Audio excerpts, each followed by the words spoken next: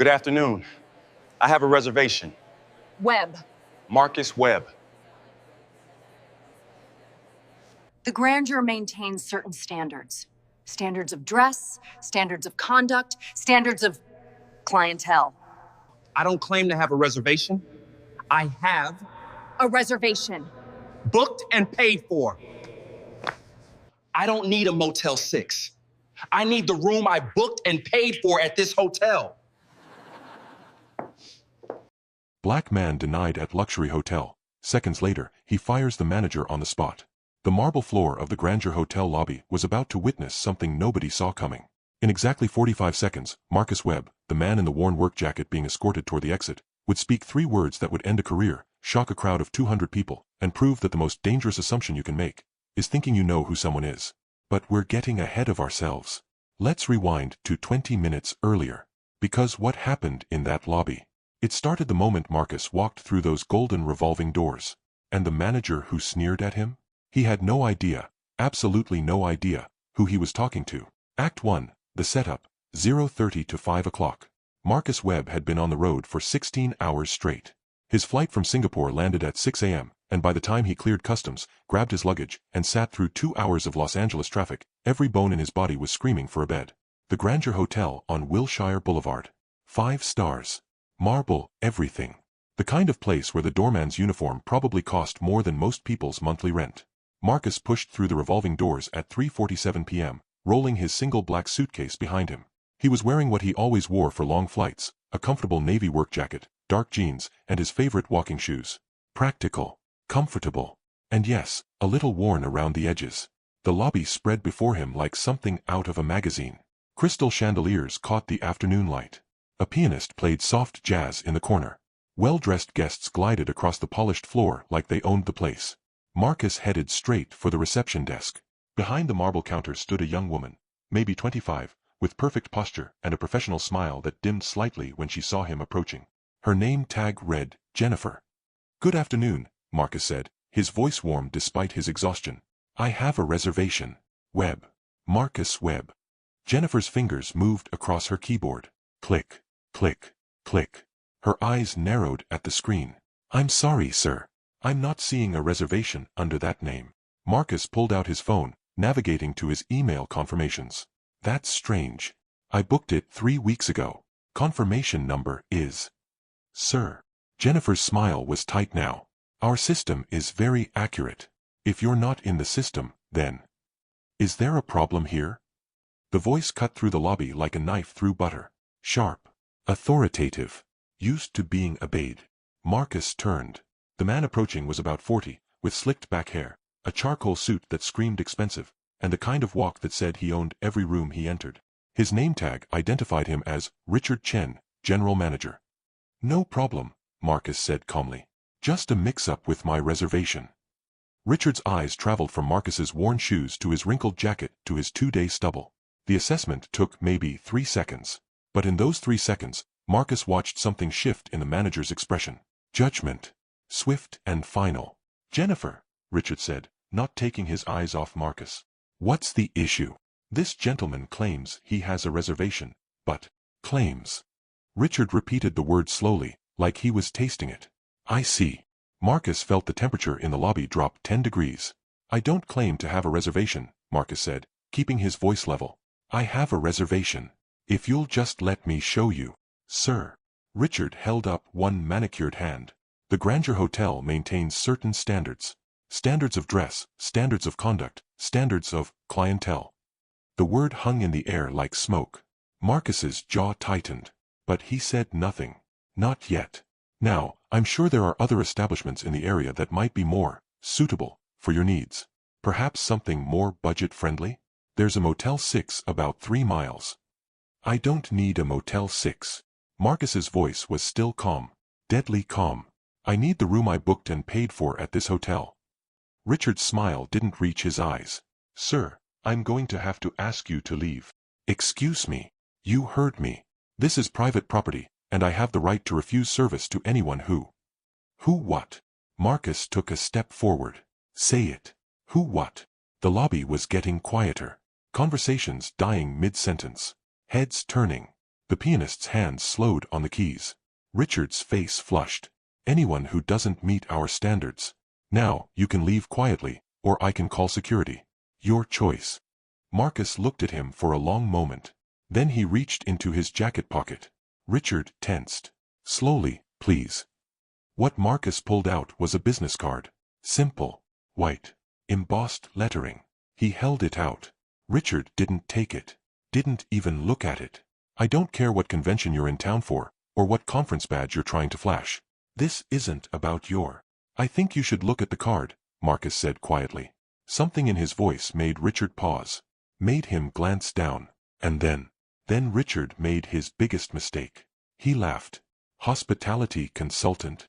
Richard read the title out loud, his voice dripping with mockery. He held the card between two fingers like it was contaminated. Let me guess. You're here to teach us how to run our hotel. A few guests nearby chuckled. Nervous laughter. The kind that said they weren't sure if they should be watching this. Marcus's expression didn't change. Actually, nothing. Richard flicked the card back at Marcus. It fluttered to the floor between them. I've been in this industry for 15 years. I don't need some, he paused, choosing his next words carefully. But not carefully enough. Some random guy off the street telling me how to do my job. The lobby was completely silent now. Even the pianist had stopped playing. Pick it up, Marcus said softly. What?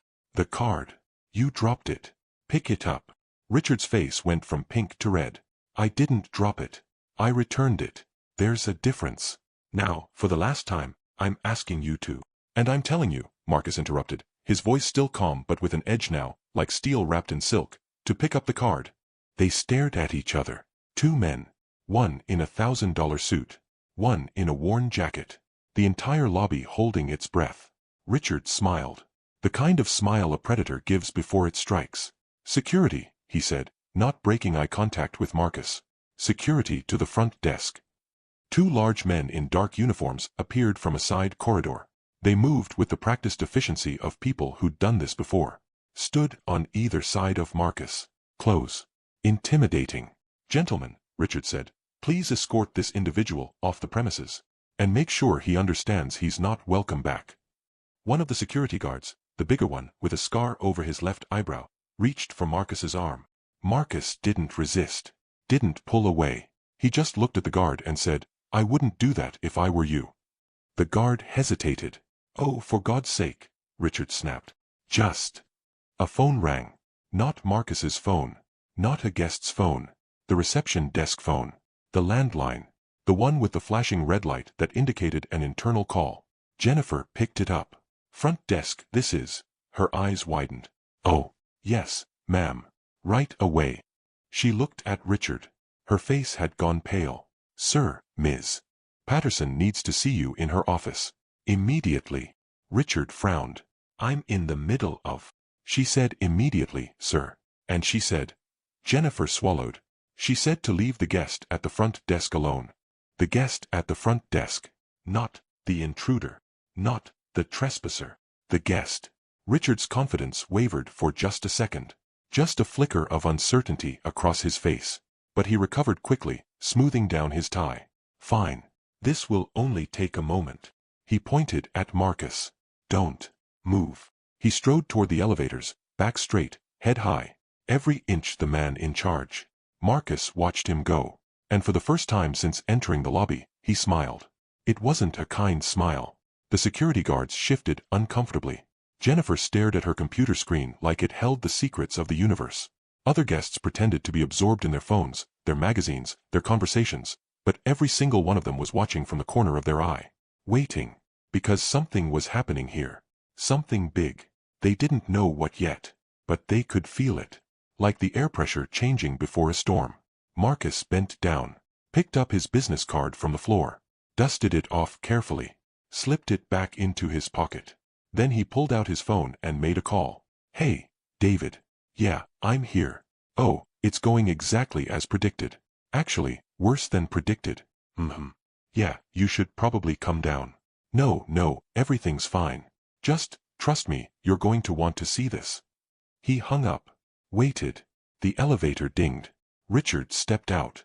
And the exact moment, Marcus saw his face, he knew. The manager's face had gone from red to white. His confident stride was gone.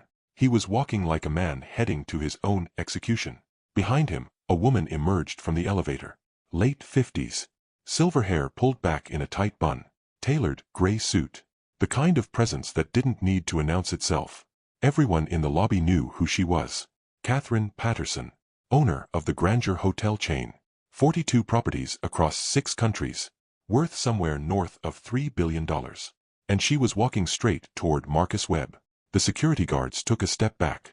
Then, another. Richard stopped about 10 feet from Marcus. His mouth opened, closed, opened again. "Mr. Webb," he began, and his voice cracked on the second word. I didn't. Didn't what?" Marcus asked. His tone was conversational. Light, even. "Didn't know? Didn't realize? Didn't bother to check?" Catherine Patterson reached Marcus's side. She looked at him with an expression that was hard to read. Not quite apologetic. Not quite angry. Disappointed. That was the word. She looked deeply, profoundly disappointed. "Mr. Webb," she said, "I am so incredibly sorry for—" "Don't apologize to me," Marcus cut her off gently. "You didn't do anything wrong." He turned to look at Richard. Really look at him. The manager seemed to shrink under that gaze. "Tell me something, Richard. When you looked at me, what did you see?" Richard's mouth worked soundlessly. "Let me guess," Marcus continued.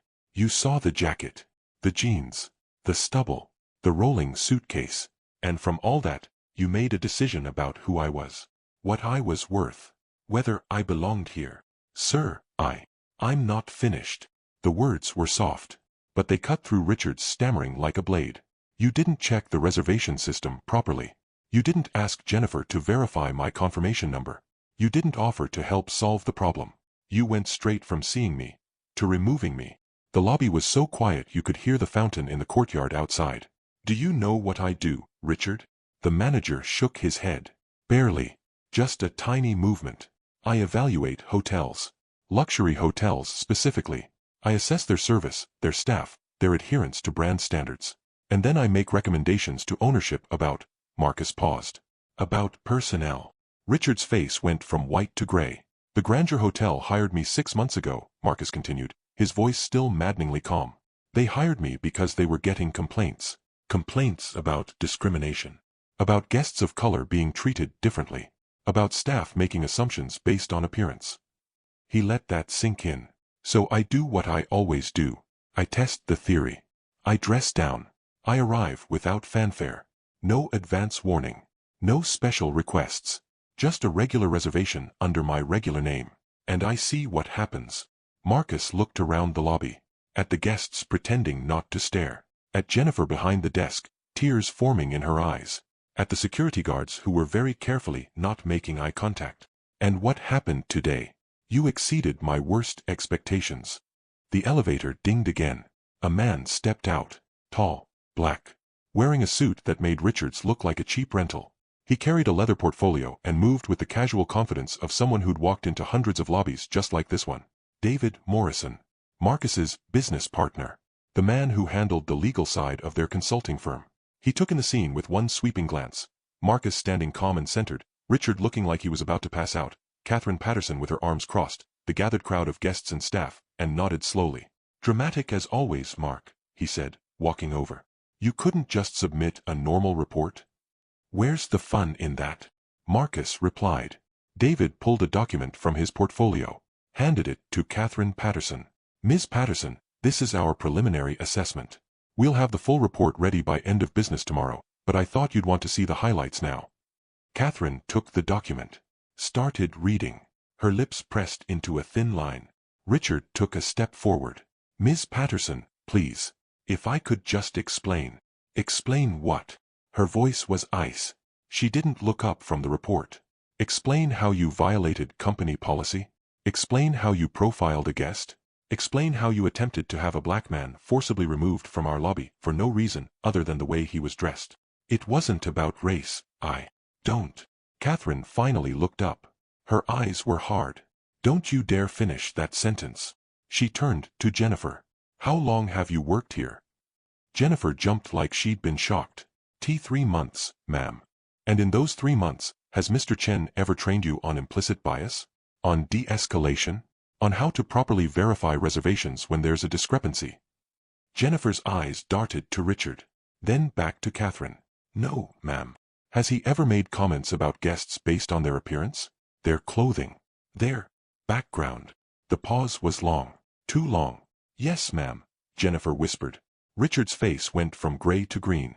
Jennifer, you don't know what you're. She knows exactly what she's saying, Marcus interrupted.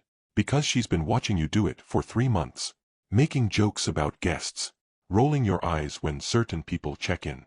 Creating a culture where your staff thinks it's acceptable to judge people based on how they look. He pulled out his phone, tapped the screen a few times, turned it to show Catherine. This is the reservation confirmation. Sent 3 weeks ago. Confirmation number 74829GH. Prepaid in full. Suite 1842. Reserved under my name, Marcus Webb, with a note that I was here on corporate business. Catherine took the phone, looked at the screen. Her jaw clenched. Jennifer, she said quietly. Pull up reservation 74829GH. Jennifer's fingers flew across the keyboard. She went pale. It's here, ma'am. Active reservation. Prepaid suite. And there's a note flagged to alert management that the guest was VIP corporate. Catherine closed her eyes briefly. When she opened them, they were blazing. So not only did you profile Mr. Webb and attempt to remove him from the premises, she said to Richard, you did it to a flagged VIP guest who was here conducting official business for ownership. Do I have that right? Richard opened his mouth. No sound came out. Let me tell you what's going to happen now, Catherine continued. Mr. Webb, Mr. Morrison, you're going to go upstairs to the executive conference room. Order whatever you need from room service, on the house, obviously. Take all the time you need to complete your assessment. She turned back to Richard. You. My office. Now. Miss Patterson, please. Now. But Marcus held up a hand. Actually, if you don't mind, I'd like to say something first. Catherine paused. Of course. Marcus looked at Richard. At Jennifer. At the security guards. At the dozens of guests and staff members who were watching this unfold like it was a Netflix drama. This isn't about one manager, he said. This isn't about one hotel. This is about a system, a culture, that teaches people it's okay to make assumptions. To see someone who doesn't fit your narrow definition of belongs here, and automatically treat them as lesser. He gestured around the opulent lobby. You want to know the truth? I can afford to stay here. I can afford to buy this whole hotel if I wanted to. But that's not the point. The point is that my worth, anyone's worth, shouldn't be determined by whether I'm wearing a designer suit or a work jacket. Whether I drove up in a Ferrari or took an Uber. Whether my suitcase is Louis Vuitton or Samsonite. Marcus's voice rose slightly. Not loud, but carrying. Respect isn't earned by your bank account. It's owed to you as a human being. And any business, any person, who doesn't understand that, doesn't deserve to be in the hospitality industry. Silence. Then, from somewhere in the back of the lobby, someone started clapping. Slowly at first. Then another person joined. Then another. Within seconds, the entire lobby erupted in applause. Richard stood frozen in the middle of it all. A statue of humiliation. Marcus turned to Catherine. I believe you have some personnel matters to attend to. David and I will be in the conference room when you're ready to discuss the full report. He picked up his suitcase handle, nodded to David, and together, they walked toward the elevators. As they passed Richard, Marcus paused. For what it's worth, he said quietly, just loud enough for the manager to hear. You could have avoided all of this. All you had to do was treat me like a person. That's it. That's all it ever takes. The elevator doors closed. And Richard Chen's career in hospitality ended right there in that lobby. The conference room on the 15th floor had floor-to-ceiling windows overlooking downtown Los Angeles. Marcus stood by the glass, watching the city below, while David set up his laptop and pulled out files from his portfolio. You know, David said, not looking up from his work. One of these days, you're going to walk into a hotel and they're actually going to treat you right. And you're going to be so disappointed. Marcus smiled. A man can dream. How bad was it really? Before I got there. He flicked my business card onto the floor. David stopped typing. Looked up.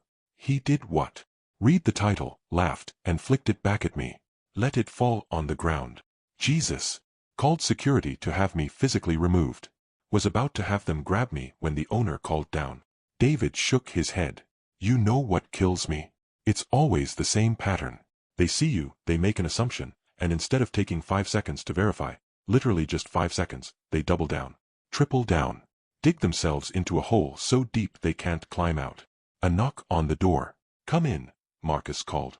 Catherine Patterson entered, followed by a younger man in a crisp suit carrying a tablet. Mr. Webb, Mr. Morrison. This is James Yao, our VP of Operations. I've asked him to join us. They shook hands, settled around the conference table. Catherine looked tired. The kind of tired that comes from dealing with a problem you thought you'd already solved. First, she said, let me be absolutely clear. What happened downstairs is unacceptable. Completely, utterly unacceptable. And I take full responsibility for creating an environment where it was able to happen. Marcus inclined his head. I appreciate that. Second, I want you to know that as of 15 minutes ago, Richard Chen is no longer employed by the Grandeur Hotel. His termination is effective immediately, and he's been escorted from the building. David made a note on his laptop. Will you be providing severance? Catherine's eyes hardened. Not one penny. His contract has a clause about violations of company policy and damage to brand reputation. Both apply here. Our legal team is reviewing whether we have grounds for further action, given that this could be considered a violation of civil rights laws. And the security guards? Marcus asked. Suspended pending investigation. I want to review the full video footage from the lobby, interview witnesses, and determine whether they acted appropriately given the orders they were given. If they should have known better, if they should have questioned Richard's commands, they'll be terminated as well. Marcus nodded slowly. That's fair. James Yao leaned forward. Mr. Webb, I've been reviewing the complaints we've received over the past year. The ones that prompted us to hire you in the first place. I'm seeing a pattern. He turned his tablet around, showed a spreadsheet with highlighted rows. 73 complaints in 12 months. 61 of them involve guests of color. 48 specifically mention the front desk or management staff. 32 mention Richard Chen by name. Catherine's face went pale. 32. We coded the complaints by staff mentioned, James explained. Your general manager was named in nearly half of all discrimination complaints filed across your entire chain. In one property. Silence fell over the table like a shroud. How did we miss this? Catherine asked. Her voice was barely a whisper. Because complaints get routed through management, Marcus said gently. And management gets to decide how seriously to take them. How to respond. What makes it into the official record. Richard was filing his own reports, James said, characterizing the complaints as unreasonable guests, misunderstandings, cultural differences. He made them sound petty. Made the complainants sound difficult. David pulled out his own file. We've been reviewing your company's training protocols. When was the last time your staff underwent mandatory anti-bias training? Catherine looked at James. James looked at his tablet. Scrolled. Scrolled some more. 3 years ago, he finally said. Corporate mandate. Everyone was supposed to complete an online module. Online, David repeated flatly. Let me guess. Multiple choice. Take as many times as you need to pass. No practical assessment. No follow-up. The silence was answer enough. Marcus stood up. Walked back to the windows. Looked out at the city. Here's what I'm going to recommend in my report, he said. And none of this is personal, Ms. Patterson. This is systemic. Industry-wide. Your hotels aren't unique, they're typical. And that's the problem. He turned back to face the table. 1. Mandatory in-person anti-bias training for all staff. Not online. Not a video they can play in the background while they check their phones. Actual, facilitated, uncomfortable conversations about assumptions and prejudice and the impact of microaggressions. Catherine nodded. Done. 2. Revamp your hiring process. Include scenario-based assessments that specifically test for bias. Record them. Review them with a diverse panel. Anyone who fails doesn't get hired, period. Done. 3. Create an independent complaint hotline. One that doesn't route through property management. One that goes straight to corporate HR and gets reviewed by people without a stake in protecting the reputation of individual managers. Done. 4. Mystery shoppers. Regular, ongoing, diverse group of evaluators who visit properties unannounced. Test the systems. See how staff really behave when they don't know they're being assessed. We hired you for that, Catherine pointed out. You hired me for a one-time evaluation. I'm talking about an ongoing program. Quarterly, at minimum. Bonus points if you make the results public. Hold properties accountable not just to corporate but to the broader community. Catherine exchanged a glance with James. That's ambitious. That's necessary, Marcus corrected. You want to know why Richard felt comfortable doing what he did today? Because he didn't think there would be consequences. He'd been getting away with it for years. Complaints were filed. Nothing happened. So he got bolder. More blatant. Until finally he tried it on the wrong person. But it shouldn't matter who the wrong person is, David added. That's the point. Every guest deserves the same respect, whether they're a secret corporate consultant or a college student on their first vacation. Marcus sat back down, pulled a folder from his bag, slid it across the table. This is my preliminary report. David will send you the full legal analysis tomorrow. But here's what you need to know. Today wasn't an anomaly. It was a symptom. And if you don't treat the disease, you're going to lose more than just one manager. Catherine opened the folder, started reading. Her expression grew darker with each page. You'll lose guests, Marcus continued. You'll lose reputation. You'll lose revenue. Because in 2025, people don't just file complaints anymore. They post on social media. They leave reviews. They tell their friends, their family, their 10,000 Instagram followers about the hotel that judged them, discriminated against them, made them feel less than human. He leaned forward. And you know what happens then. Your brand, this beautiful prestigious brand you've spent decades building, becomes known as that hotel chain where they kick out black people. That hotel chain where the rich white manager laughed at the black consultant and threw his business card on the floor. Catherine closed the folder. How many people saw what happened today? James checked his tablet. Lobby camera footage shows approximately 80 guests in the immediate area. Unknown how many were recording on their phones. So we should assume it's already online, Catherine said. I'd be shocked if it wasn't, David confirmed. The question is how you respond. Catherine was quiet for a long moment. Then she pulled out her own phone, opened it, started typing. I'm drafting a statement, she said. For our website, our social media, everywhere. Full transparency about what happened. Acknowledgement of the problem. List of concrete steps we're taking to fix it. She looked up. And I'm naming Richard. By name. Because people deserve to know that actions have consequences. Marcus raised his eyebrows. That's bold. That's necessary, Catherine echoed his earlier words. You're right. This isn't an anomaly. It's a symptom. And I'm done treating symptoms. We're going after the disease. She kept typing. Read it out loud as she wrote. Today, one of our managers violated the core values that the Grandeur Hotel was built on. He profiled a guest based on appearance. He failed to provide the respect and dignity that every human being deserves. He attempted to have that guest forcibly removed from our property without cause. That manager, Richard Chen, has been terminated immediately. But his termination isn't enough. Because the fact that he felt comfortable acting this way means we failed, as a company, as leaders, to create a culture where discrimination is not just discouraged but impossible. We are implementing immediate changes. She listed them. All 4 of Marcus's recommendations. Plus 2 more, a diversity audit of all management staff, and a commitment to increase minority representation in leadership positions by 40% within 2 years. When she finished, she looked at Marcus. Does that work? It's a start, Marcus said. But the statement is easy. Anyone can write words. The hard part is following through. Actually doing the work. Holding people accountable when they slip back into old patterns. Staying committed even when it's uncomfortable and expensive and takes years instead of weeks. I understand. Do you? Marcus's voice was kind but firm. Because I've been doing this for 12 years, Ms. Patterson. I've walked into hundreds of hotels, restaurants, country clubs, corporate offices. I've been profiled hundreds of times. And every single time, ownership says the same thing. We're horrified. We'll fix it. This doesn't represent who we are. He paused. But then 6 months later, I send another consultant, another person of color, and they have the same experience. Different manager, same prejudice. Because the problem isn't one bad apple. It's the entire orchard. Catherine met his eyes. Then help me fix the orchard. What? I want to hire you. Not for a one-time evaluation. For a complete overhaul. You and your firm.